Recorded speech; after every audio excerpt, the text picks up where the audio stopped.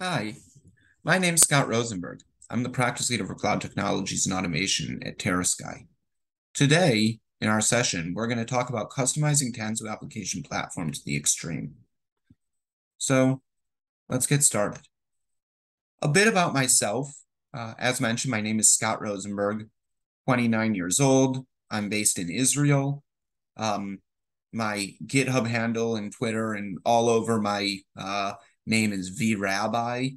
I started my career in vRealize automation back in 2014, and ever since have been VRabbi. So mostly interested from a technical perspective in Kubernetes, cloud, and automation.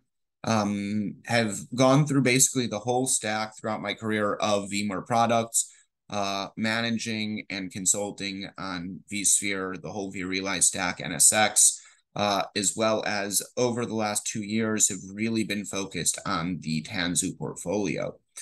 And I'm also involved in upstream Kubernetes, both Kubernetes projects themselves as well as surrounding projects. So I work on Cluster API vSphere provider, as well as other projects around Kubernetes like KubeApps, Pinniped, the Carvel toolset, Tanzu Community Edition, as well as some work with SIG Windows in order to try and advance the idea of mixed Linux and Windows clusters using Cluster API vSphere in production environments. I also blog a lot about Kubernetes and Tanzu related content, which you can find on my blog, vrabbi.cloud. And a lot of the content surrounding what we'll be talking about in this session today will actually be put up there in a different format, in kind of a blog format, over the next short while. So definitely take a look if you're interested. So in today's session, we're really going to be talking about a few different things. And the whole main topic is going to be the idea of customizing TAP. Now, first, we have to answer the big question of why would I even want to customize TAP? If we get a platform from a vendor, why do we want to customize it? Shouldn't we just, like we had with PCF or like we had with Heroku or different platforms, why don't we just take what the vendor recommends and get a turnkey solution? So what are really the use cases? Then what customizations are even possible?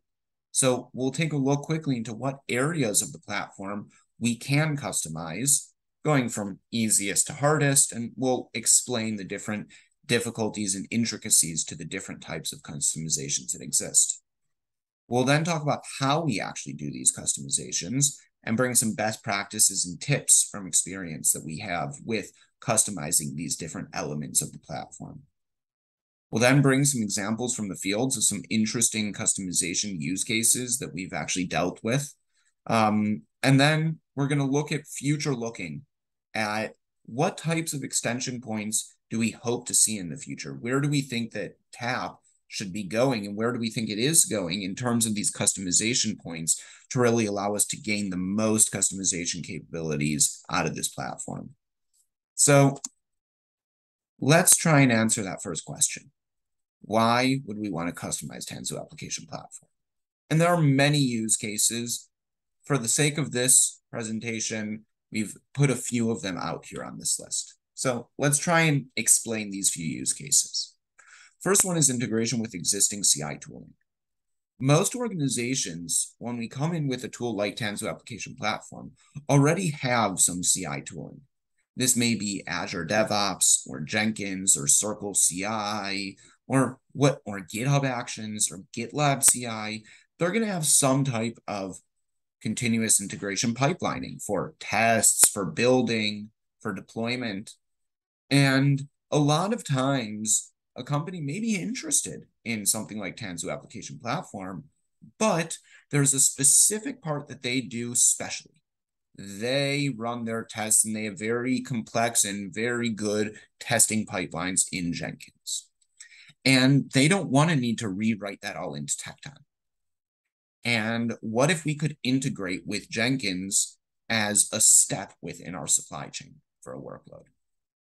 Another use case for this same exact thing of the integration with existing CI tooling is, what if I wanted to trigger the reconciliation of a tap workload from a Jenkins pipeline, for example? So I want my pipeline to be the main trigger point. That's where I'm, for example, going to run whatever I would like. Maybe that's testing outside of the supply chain. Maybe that's building my Maven artifact and pushing it up to a registry, and then pointing that at Tanzu Application Platform and telling Tanzu Application Platform to start to build my workload using that already built binary. Right? There are many different use cases here for these integrations. Another thing on the integration level is, how do we integrate with existing security tools? So many organizations already have some type of security tooling in the cloud native world. This could be for source code scanning, things like Sneak or like SonarQube. This could be, if we're talking about container security, things like Aqua Security, Carbon Black for containers, or a Prisma Cloud Twistlock, right? Different tools that exist out there that they're already being utilized in order to run our image scans, for example. And when that's the case, we want to be able to integrate with those tools. We don't want to just say, okay, well, those live on their own and we're going to do Gripe or we're going to do Sneak, which is in beta right now for image scanning. We want to be able to bring in the tooling that the customers already have and integrate that into the TAP ecosystem. Another one is making onboarding of developers easier. One of the difficulties in general within Kubernetes and in application platforms is, how do we do the onboarding process for a developer? And currently in TAP, it is not the easiest thing. We have a lot of YAML that we need to create. There's a lot of RBAC and secrets and things that we need to create within our namespaces just so that a developer could actually go ahead and start utilizing it. Well, how could we make that maybe easier? Another one is making the onboarding of the apps easier, right? Just getting the app running, that is a nice part, but there's the whole surrounding ecosystem, the integration into Tanzu Application Platform GUI by creating backstage components, maybe adding an API documentation and putting that into an API portal. How about rendering of our technical documentation, which can live side by side in Markdown right next to our source code, and getting that integrated into Tanzu Application Platform GUI. How about integrating with Application SSO, the new addition in TAP 1.2, in order to gain SSO for our application, right? There are a lot of auxiliary things that come along with an application that aren't just, let's get the source code and let's deploy it.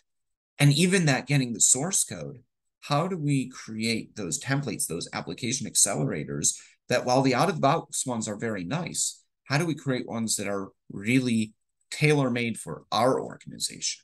And how do we do that in an efficient and maintainable way? Another thing is improving monitoring capabilities.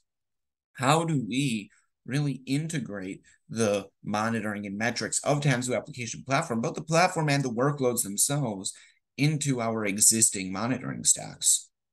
And how about supporting other types of workloads, right? Now, it's nice that we have web applications GA, we have TCP and Q and functions in beta right now. So we have different types of workloads. But sometimes we need to be able to support even more than that, not just maybe a deployment in an HPA in a service or a Knative service. What if we needed to support something a bit more complex? Our application was a bit more unique in terms of what its needs were from a Kubernetes layer. And we'll talk about all of this a bit later.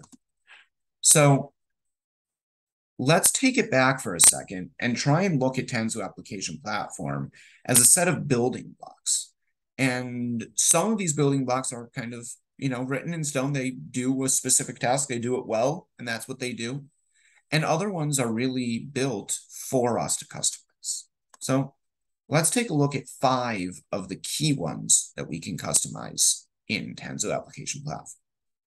The first one is App Accelerator.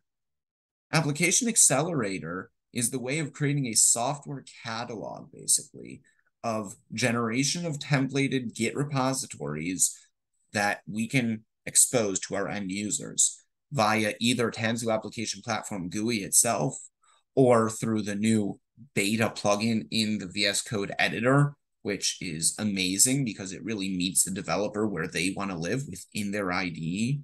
It can also be done through the API or through the Tanzu CLI, allowing for automation of these processes as well, which is really great. So one of the things we can do in App Accelerator is we can set up custom templates for bootstrapping applications.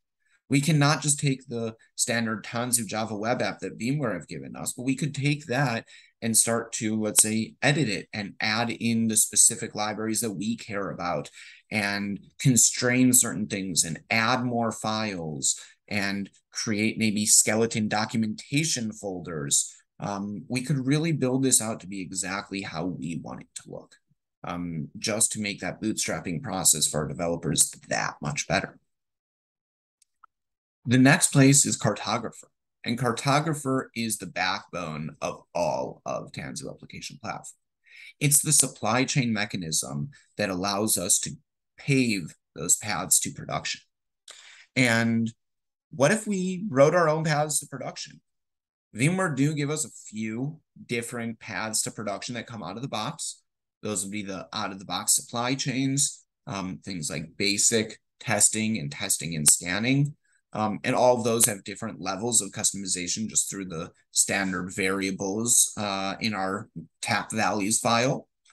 But those are really, pretty simple supply chains that add on top of one another and add in some amazing capabilities. But we can also create our own supply chains and our own steps within supply chains.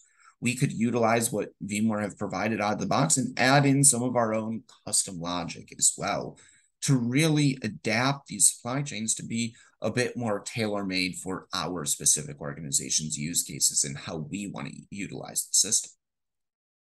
Another one is the Cartographer conventions.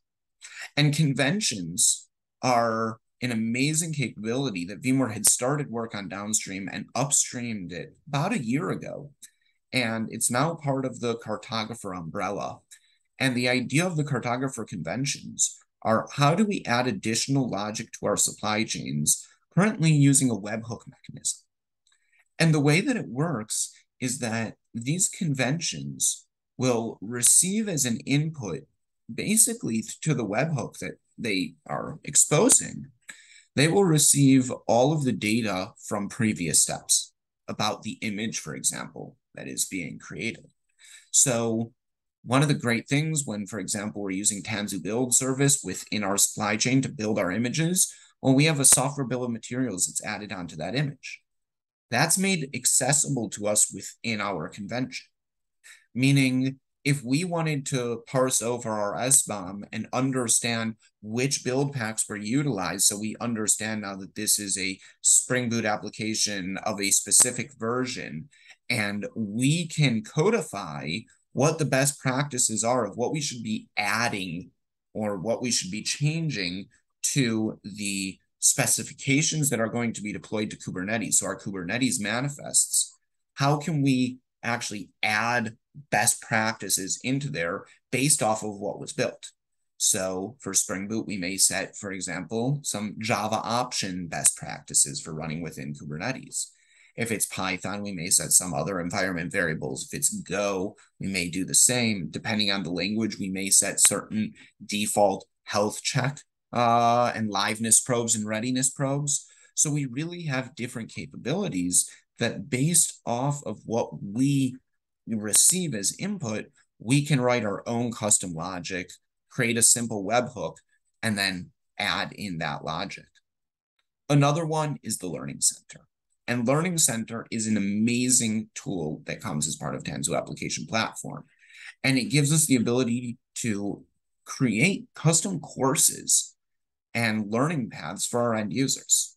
Now, you could use Learning Center for, I've built courses for learning Tanzu Application Platform, making it a self-learning, self-teaching platform. but I've also done a Terraform course in Learning Center.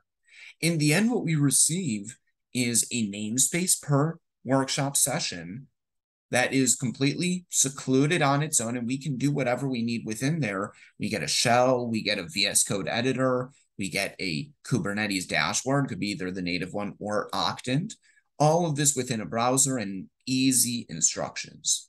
And the really nice thing is that these courses are really easy to create because it's just writing markdown files. So creating these custom courses for our end users is an amazing way of easily onboarding people to understand the technology stack that they're going to be utilizing.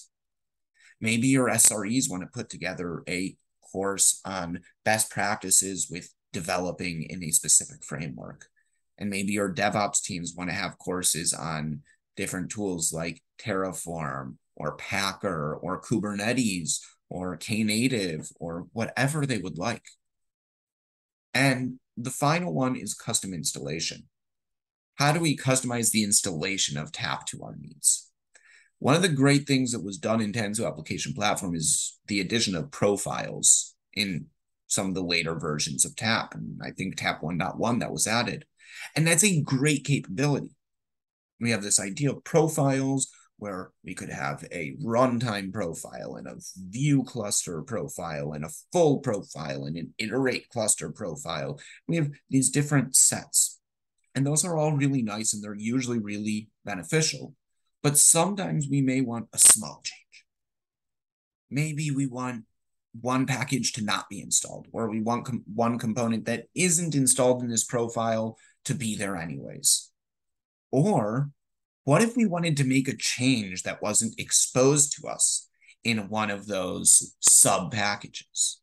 What if I wanted to customize Tanzu Application Platform GUI, let's say, in a way that VMware hadn't exposed to us yet? So that's another one. How do we customize the installation of both the platform as a whole, as well as separate components within the platform? So how do we customize the platform? Let's look at a few best practices and tips for each of these that we've picked up over time. Number one is Application Accelerator. When it comes to Application Accelerator, there's a few things that we need to keep in mind. Number one is when building custom accelerators, we need to understand it is a very easy way to customize TAP for our organization. Building an accelerator is extremely easy, and the benefit we see out of it is tremendous. So I really recommend everyone trying this out, testing it out. It's really easy, it's fun, and it adds the quickest value, I think, of any of the types of customizations we can do with the platform. It's a quick win for almost anyone. Another huge thing that came in TAP 1.2 is this idea of fragments, which allow us to keep our accelerators as dry as possible, right? We don't want to repeat ourselves all the time. We don't want to have that same logic added into 17 or 100 different accelerators just because they have a tiny little difference. So we're going to copy over 90% and 10% is going to be different in each accelerator. That's not what we're looking for. So one of the great things that was added was this idea of a fragment where we can basically nest accelerators within one another.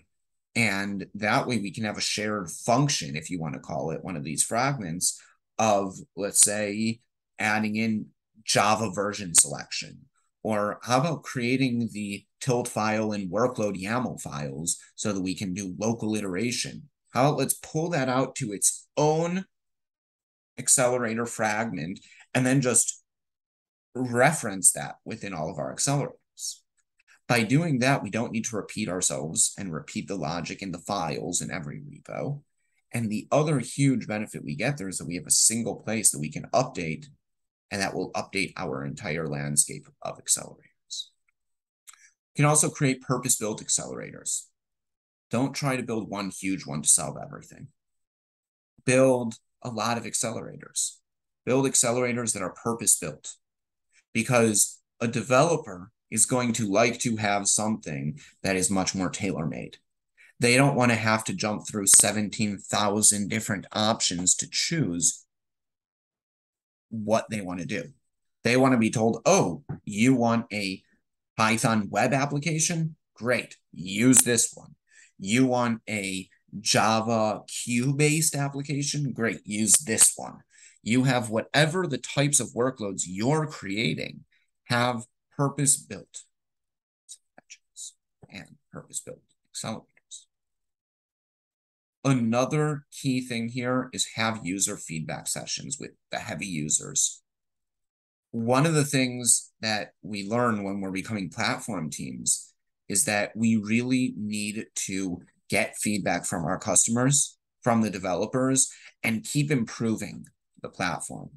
In the end, if our accelerators aren't meeting the needs of the developers, then they're going to go somewhere else. And we want them to use our platform. So the best way to do that is to meet with them, is talk to them, to ask them what they are having trouble with, what would help them, what isn't clear to them in the accelerators, what type of mundane tasks are they repeating over and over and over again that we could maybe add to our accelerators to make their lives bootstrapping new applications that much easier. Another one is to add good descriptions to fields so developers don't need to think hard when filling out the form. We can create the form, we should create nice labels for the fields, but make sure to add those descriptions, because without adding those descriptions, it can be very hard for a developer to know how to address this. And again, if it's not self-explanatory to them, if it's not easy, they're not going to use it. And unfortunately, that will make all of the lives of both the platform team, the operations team, and the developers just harder. So working together, adding those descriptions is going to be a win-win situation. Another one is accelerators are great for non-dev tasks as well. I've created accelerators to help me build out Ansible playbooks and to build out different types of YAML files, even VRA cloud templates. We can do anything we want. We could bootstrap out a script. We could bootstrap out whatever it is we need using App Accelerator. So go wild. The last one that I did was I built an accelerator that would generate a TKG configuration file. We can really go wild with this. And the great thing is, while it's part of Tanzu Application Platform, we can accelerate projects that can be utilized anywhere. Another one is to tag your accelerators in a consistent and thoughtful way. One of the great things we have in Tap GUI is the ability to filter accelerators. And over time, as your accelerator library grows and grows and grows, it's going to be very important to have good tagging on there so that the filtration and searching mechanisms can be optimized and your developers can find what they need as quickly as possible. So now let's look at Cartographer. When it comes to Cartographer, there are a few things that we need to look at. Number one is that Cartographer's whole idea is to stamp out resources for us. It's to choreograph between one Kubernetes resource and another Kubernetes resource. So we'll use for example, a fluxcd git repository CRD, which will, in its spec, point to a public Git repository, let's say, and it will pull that down, and Flux will do its job of making those files accessible as a tar locally within the cluster. And then within its status, it will populate where that is accessible. And then Cartographer will take those details and pass them on to Tanzu Build Service, to the KPAC objects, where those will be fed in as inputs of where the source code is so that it can build an image. And then when KPAC finishes building the image, it will output in its status the URI to that image, which will then be choreographed by Cartographer and brought in as an input into my application configuration generator, which will generate our Kubernetes manifests, and then those will get deployed using the delivery mechanism. And so the whole idea is really choreographing between CRDs. So when we go and look for integrating with additional parts, with additional tools within Cartographer, the number one thing to do is check if a CRD exists that can help you achieve your goal. Because if there is a CRD and it does what we need it to, and it's a mutable object, so it can be consistently updated, and it has good enough data on the status and its output that we can utilize to pass on information, then we should use those CRDs as steps within our supply chain, and that's really easy to do. Now, what happens when we don't have such CRDs? For example, if we need to build images with Docker files, until TAP 1.2, we had to write custom integration. Now we have it built out of the box.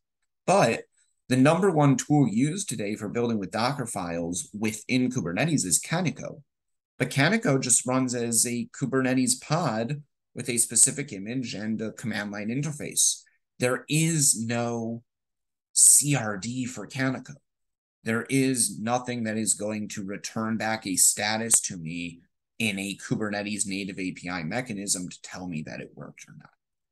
And in those cases, what we have within Tanzu Application Platform is a very tight integration built in with Tecton that can be used as a shim to basically give us a Kubernetes resource that we can do whatever we want within it, because it's basically a CI tool that we can write our own scripts, use our own images, do whatever we need. And the task run object or the pipeline run objects, which are what we're using to run a pipeline or a task of Tecton, those can then be utilized within Tanzu Application Platform. But we want to use that as a last resort because we're adding levels of indirection. And while having that capability is critical, and it is a huge benefit to have that in the platform, and it makes integrations really easy, we are adding levels of indirection. And by doing that, it can make debugging, until we really understand how all these pieces flow together, can make debugging a bit slower and a bit more complex. Also, don't change the default supply chain. Rather, add your own custom ones with different selectors, right? The way that a supply chain is matched up with workload is via labels using selectors usually. It can also be based off of fields that we've filled out within the workload. But one of the things that we should not do is edit the default supply chains. We could not install them. That's perfectly fine. But we don't want to edit them. And the reason for that is really future looking. What if in the next version, we do want to use the default one, but we also have a use case that it doesn't solve, right? We're creating a custom one because we have 5 use cases that the out-of-the-box supply chains don't solve. And in the next version, 4 of those 5 are solved. And so 90% of our workloads could use the out-of-the-box supply chains, and 10% can't. They need to use our custom one, which is perfectly fine. But if we've customized the default supply chains, coming back to the upstream versions, coming back to the out-of-the-box versions becomes more difficult. So we always want to work on side supply chains. And the nice thing is we can have as many supply chains as we want. So we aren't limited to choosing the default supply chain or ours. We can have multiple custom supply chains as well as out-of-the-box ones in the same cluster. Now, the other one, minimize the number of selectors needed to be added on your workload YAML. A lot of people believe that, great, let's make it as descriptive as possible. And I have seen certain supply chains that require 7, 8 labels in order to be selected. And that's not a great user experience. We want to have things as few selectors as possible without the risk of overlapping with other supply chains. So we need to be smart in how we set up these label selectors. In the demo, I will be showing a few repositories that we've put together. And in those repositories, you can see some examples of the types of selectors that we're using in some of our supply chains.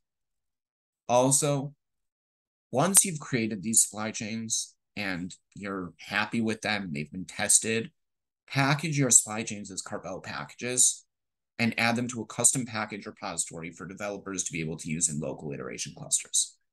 One of the great things with TAP is that we can install it on a TC unmanaged cluster or a Kind cluster or Minikube or Rancher desktop or a Docker desktop Kubernetes cluster or any Kubernetes cluster, really. And because of that, what we want to do is we want to have our custom supply chains as a redistributable artifact that our developers, if they decide to work on a local iteration cluster, can have the supply chain as well. So they could install it into their cluster. And it's really easy to do, especially now with the new KCTRL package init commands. I strongly recommend looking into that. That's the new upstream CLI for Cap Controller that has an interactive way of building a package and a package repository that is absolutely amazing and fits this use case very well. So the next one is conventions. Custom conventions can be complex to write. They offer, however, a lot of context awareness, and they allow us to do things we just can't do in Cartographer out of the box. When we need this type of thing, we want to keep our conventions as simple as possible and don't overload a single convention. It is better to have 10 small conventions than to have one big one, because at least they are understandable and they're in smaller, more clear, more simple use cases.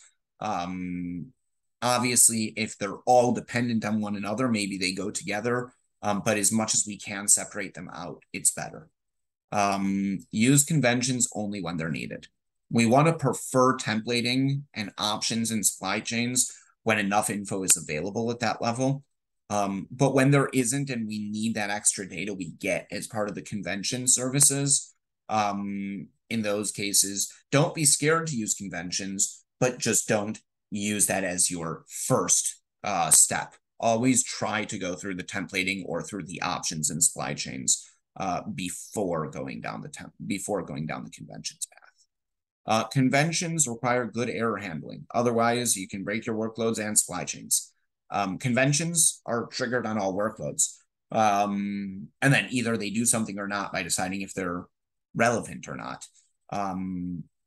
And the important thing is that if a convention fails, then you're going to have issues because it is going to fail the step within the supply chain, even if that convention were not supposed to be applied to this specific workload. So the really important thing that we need to know is when we're writing our conventions, we need to have very good error handling and very good logging so that when we go to debug, we have all the information that we need. Another one is if more than one or two conventions are needed in your organization, build an accelerator for a convention template. Use application Accelerator to help you also manage the platform, not just to manage your custom applications. Learning Center, really, I only have one recommendation, which is just start playing with it and start building courses. But if we want to go a bit deeper, build a template repository with all the customizations you want for your organization. Don't start from scratch every single time. Have different teams generate courses for their end users on the platform. Don't make it only a TAP thing. Allow other people to create their own courses and expose them via TAP. You will gain more traction on the platform. You will get more end users to utilize your platform by using it as the central learning place for the organization. Build dedicated portals for each general subject and have specific topics in the workshops themselves. One of the great things we have in Learning Center is the ability to have different portals. So we could have for example, Kubernetes dedicated portal. We could have a Tanzu Application Platform dedicated portal. We could have a portal dedicated to building containers and having their sessions on, for example, Canico and KPAC and Builda and Jib and the Maven build packs integration. And right, we could do all of that. We could have another one on, for example, HashiCorp tooling. We could do another one on Kubernetes primitives and have a course on containers, have one on storage, have one on networking, right? And we could really go as wild as we would like. We could have one just languages, right? And have a Java course and a Python course and a .NET course. We could really make it as flexible as we want, and we can have as many of these portals as we want. Don't overload and make a course that is huge. Okay, so make a course that's up to 30 minutes. You really don't want more than that because no one can stay focused for that long in a course. Another great one is that when we're doing Kubernetes focused workshops, utilize vCluster. One of the great things we can do when we spin up a workshop is we can have it spin up additional resources. And one of the things that I've done in a lot of the courses is that I'll actually spin up a virtual cluster using Loft's solution of vCluster. And what this will do is it will spin up a virtual control plane using K3S as the API. And what it will do is it will spin up a virtual cluster for you, and it will set the context within that workshop to the vCluster. So everything that's happening within the workshop is still secluded into that single namespace of the workshop session, just like we would expect. So we have tenancy, everything is fine. But from the end user's perspective, they have a full Kubernetes cluster. They have an empty full Kubernetes cluster. They have this virtual cluster, and they can now go and do things like play with CRDs or play with role bindings, and you can give them cluster admin without any risk of privilege escalation and things like this. Also, courses are not limited to Kubernetes or container-focused subjects. As mentioned, I've done a Terraform course here. I've done programming language ones. You really don't need to be locked into the idea that this is TAP, this is Kubernetes. Use this as a learning platform for your end users. Custom installations, we want to use profiles as much as we can. In my opinion, it is better to use the exclude function than the include function in lower environments. So what I mean by the exclude and include is that when we're installing a profile, we have another value that we can pass in tap values called exclude packages, which receives an array of packages that we want to exclude from installation that are part of the profile. We just don't want them. And then we have the include function, which is to add things beyond just the profile. So we want to install the iterate profile, but we also want packages A, B, and C that aren't in the iterate profile. So the way that I view this is that the exclude functions should be preferred when dealing with lower environments. And we should be using the include function when dealing with higher environments. And that really just comes down to predictability that we're going to have. By using the exclude function in lower environments, we make sure that when a new feature comes out in the next version of TAP and it's added as a new package in our profile, we'll get that in the lower environment. So we know that we're going to be getting exactly all the new things except for what we have said we do not want. So we're opting out of specific things. But we know that anything new we're going to get, and that's going to allow us to test things. That's going to allow us to play with things in the lower environments. When it comes to higher environments, we need much higher levels of predictability. We need to make sure that nothing is running there that shouldn't be. So we want to use the include function and specifically say what we want to include, rather than just having new things come into our higher environments that we may not have done full due diligence and testing on. Always have a lab set up in the same layout as your live, dev, QA, prod, etc. environments. These can be running on local clusters. These can be a bit different, right? You don't need to have the same resource utilization, but the same TAP configuration. And the reason for that is we really want to make sure as the product is evolving, right? One of the great things, we're in the Kubernetes ecosystem. Great and scary at the same time is how fast this ecosystem moves. And TAP is no different, and it's moving fast. So one of the really important things is that we want to make sure we have a lab set up with the same layout so that as things move along, as we get new environments, as we get new versions, we want to be able to test stuff quickly in our lab without needing to affect even the lower environments within our actual TAP installation. Another huge one that was made public in TAP 1.2 is the package overlays feature. One of the great things that was done is that the way that Tanzu Application Platform gets installed using the profiles is basically a Tanzu package or a Carvel package that installs from within it up to 24 other packages. And well, what happens if we want to customize something in one of those packages?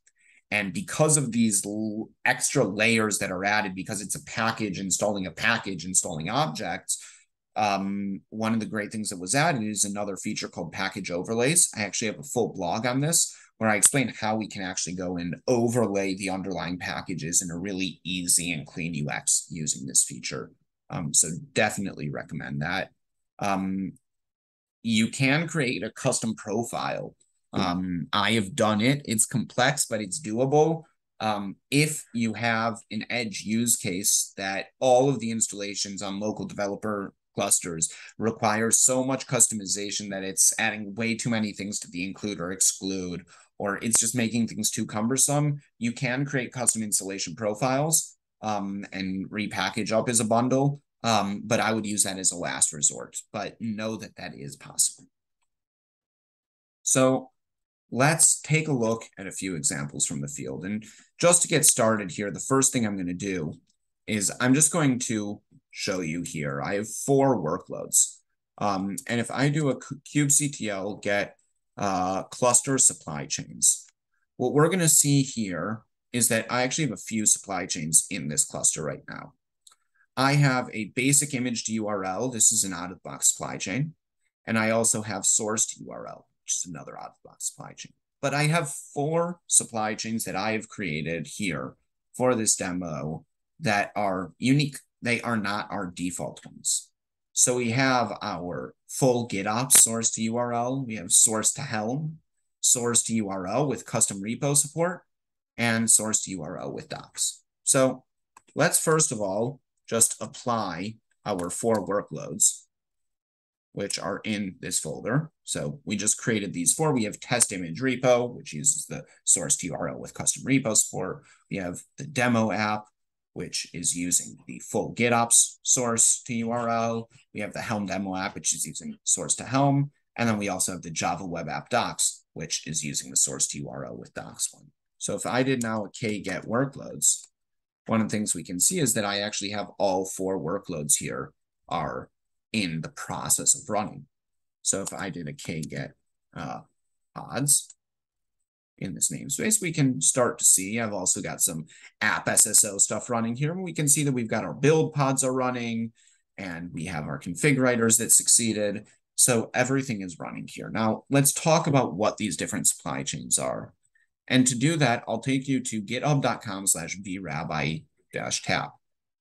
And this vrabbi-tap GitHub organization is where I'm publishing a lot of these different supply chains and custom accelerators that can be really beneficial. So if we look here, for example, at the Helm supply chain, one of the things we're doing here is we're saying, well, I don't want to just stamp out a Knative service, or I don't want to stamp out a deployment in an HPA. I have Helm charts that I've already built. And Tanzu Application Platform uses FluxCD. So how about we integrate the two? And FluxCD has another controller called the Helm controller, which we can install as a package from the Tanzu Community Edition repository, for example, or through the Helm installation, however we would like. And basically what we can do is how about we template out the CRD of a Helm release instead of a Knative service. And then we can feed into that, though, all of the previous artifacts, the image, everything that we have built in our supply chain till now. But instead of at the end stamping out a Knative service, let's stamp out a Helm release. And that way, whatever we want to print to the cluster, whatever we want to actually deploy, could be whatever we would like. So you can see here, we built out the full documentation for how you could do this. This was actually a really fun project to work on, where I got help from the Carvel team from John Ryan, who was a huge help in some of the YTT magic being used here, but definitely worth looking at. We also look here at this one for the TechDocs publishing supply chain for this Java web app with docs is the workload's name. One of the things that we're doing here is that one of the difficulties when it comes to TechDocs is that we actually need to generate them using a CLI, which is an NPM-based CLI. We can publish them to an S3 bucket, and then we point tab to our S3 bucket to pull in the documentation so that they're already rendered. Well, one of the things that we can do is I have created a supply chain that what this supply chain actually does is it will use a custom cluster task. So this is using a Tecton cluster task that I've created that basically will generate using the TechDocs CLI. It will publish to the S3 bucket our docs that are located in a structured format within the source code. So anytime something changes in the source code repo, our supply chain is kicked off. Then there is a step within here that looks to see, is there technical documentation in this repository? And if there is, what it's going to do is it's actually going to generate the new documentation from that markdown. It's going to render it, and then it's going to publish that to S3 buckets.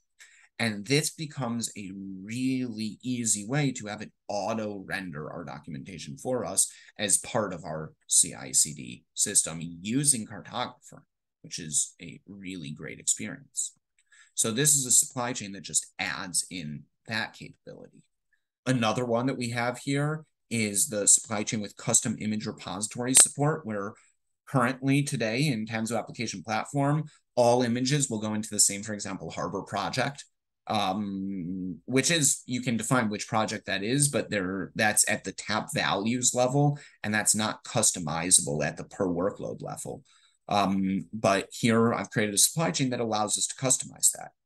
There's another one where instead of just pushing the Knative service YAML or the Helm release YAML, let's say up to a Git repository so we can do a GitOps flow, we also push up the deliverable YAML itself, which is the object that we need when using a multi-cluster tap setup to actually, just like we have a workload in our build clusters, we have a deliverable in our runtime clusters. And so this is actually just pushing to another repo or to another branch in the same repo. In my case, it will push up the deliverable YAML, making just the getting started with the GitOps approach a bit easier.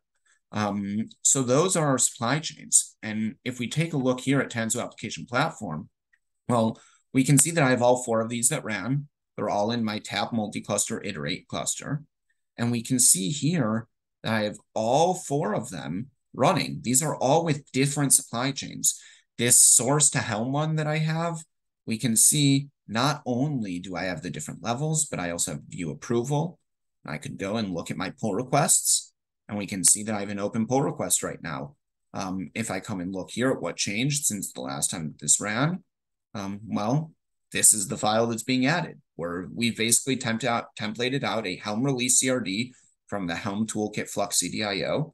We gave it the different labels. We told it at what interval we would like, which chart, the source ref, and you can see here that under the values for the Helm chart, we're passing in the image repository, the actual image that was built from KPAC in this actual supply chain run. So this is the type of thing that we can do here, which is really beneficial. And I'm just going to merge this pull request. And once we merge our pull request, one of the things that will happen is that this SHA, that the Git repository will pick that up. It will pick up that there is a new SHA, and it will actually deploy that in our cluster. So we can see that this just changed, if you noticed, the SHA. And now our deliverable is actually going and deploying the new version. So currently it's in progress. Now, this is a really strong capability. Another type of customization that we've done is using technical documentation and using just the capabilities of Backstage. So you can see I actually have 72 different objects here.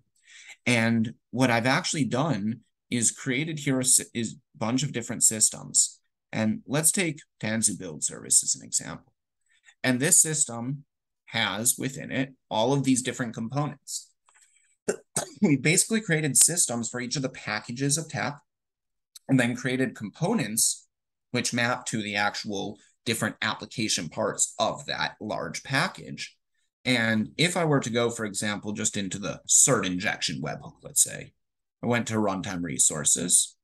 One of the capabilities that we're going to have is that we'll see here all the pods, deployments, everything of Tanzu Application Platform. If I go into one of these, I can actually go then and view the pod logs. So this is going to bring up the pod logs of Tanzu Application Platform within the UI for me. So this is going to make my debugging much easier when I'm trying to figure out what's going on.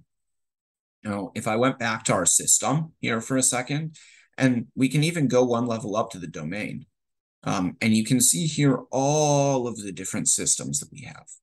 So let's check out a different one. Let's say Learning Center. And here we can see I've got 3 different components. If I go to the diagram, we can even see how these interact with one another. And the other thing that we did was one of the great things that the Tanzu Application Platform documentation is actually developed on GitHub.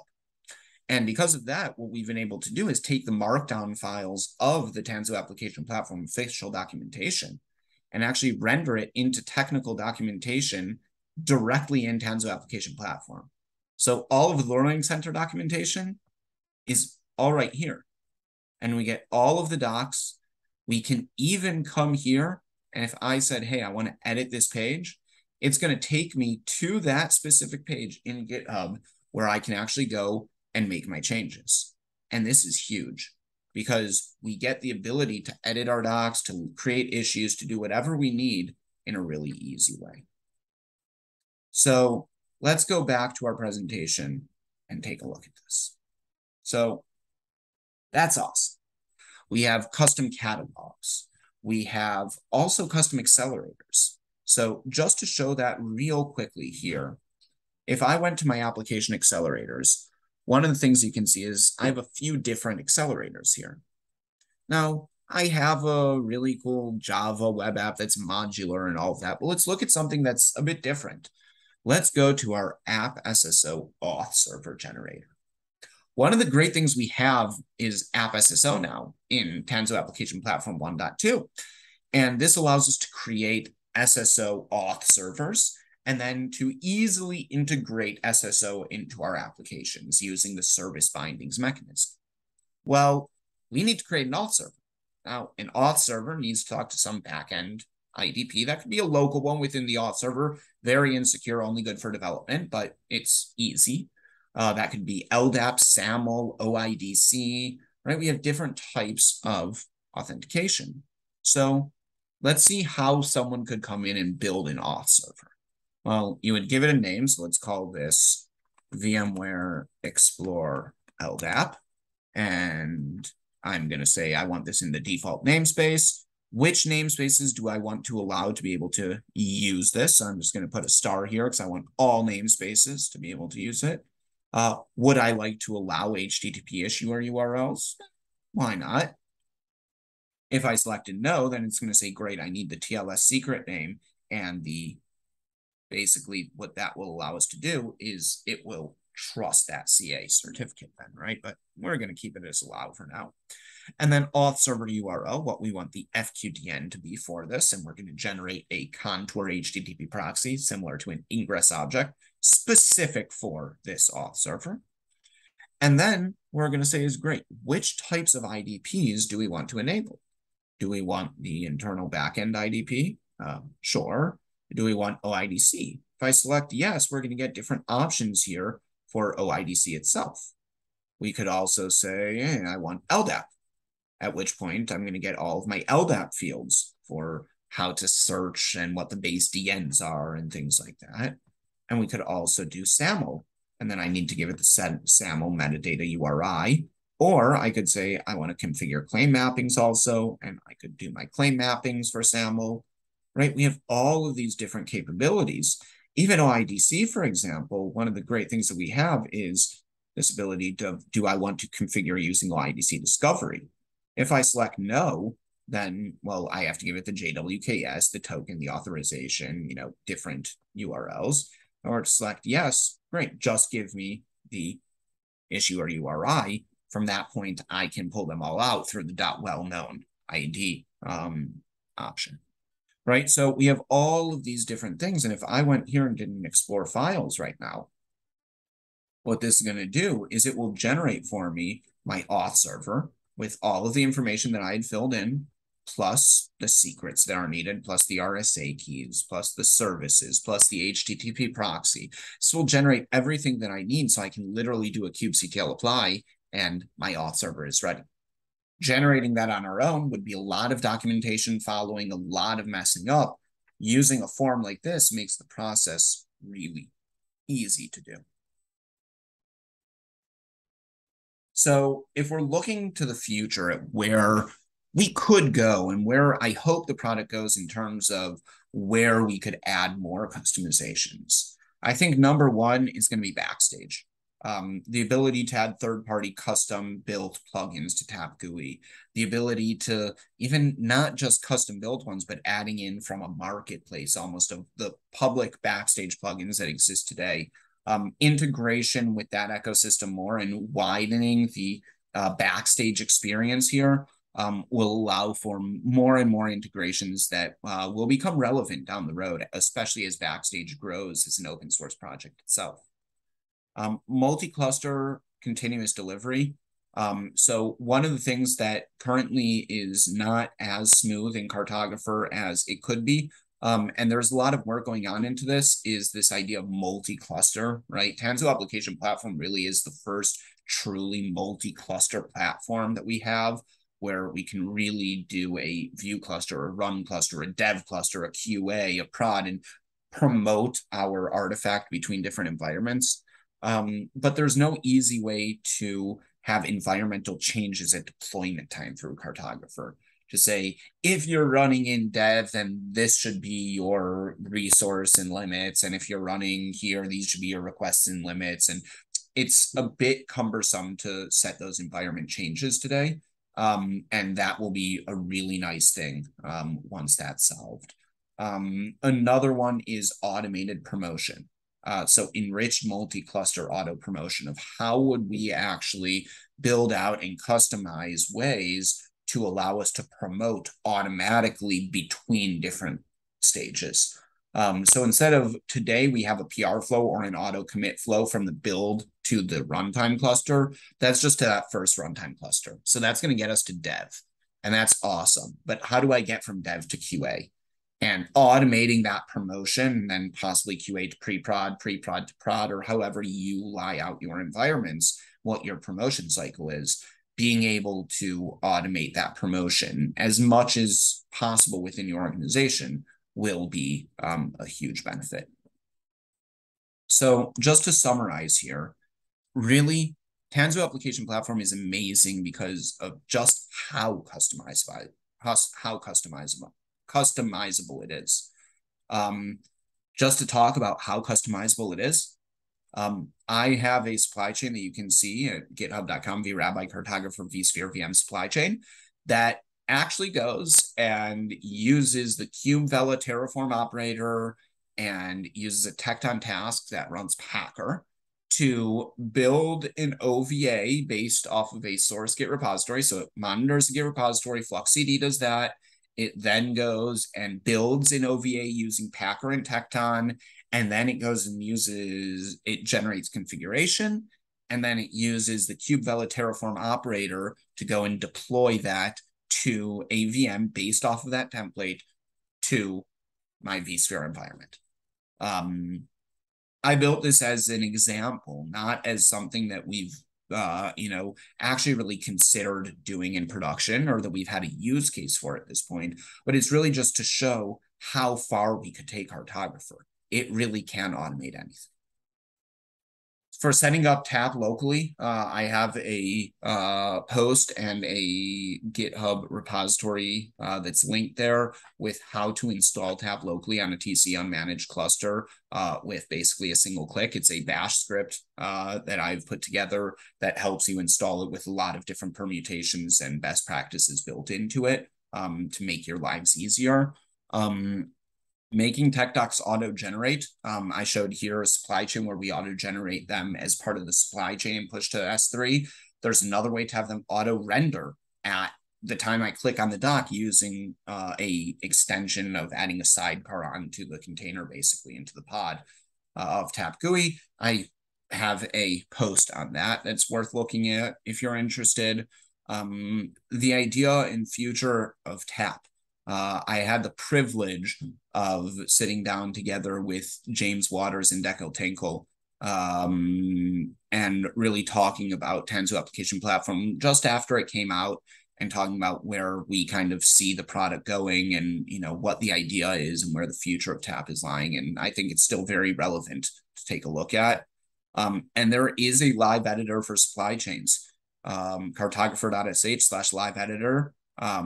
Definitely recommend looking at it. It's helped me tremendously in understanding the flow between different objects and where I had a mistake within my supply chains. So definitely worth looking at and taking a look at all of that. And also there is the VRabbi minus Tap organization, in which you can find all of the supply chains that I showed here today.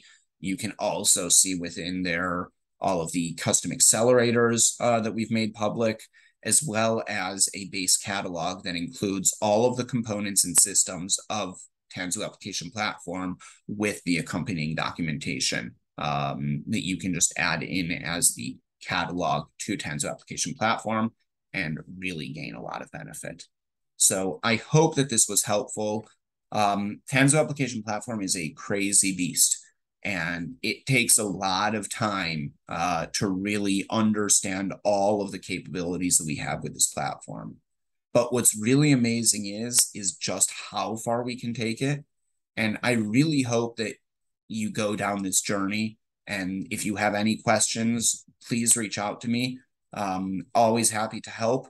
And really, I think it's a very exciting thing to see a platform that on one hand has the same enterprise level features that we've come to love from VMware, but also has really adopted that open source flexible model of the Kubernetes ecosystem that I think is a really great mixture together. And I'm really excited to see where Tanzu Application Platform goes moving forwards.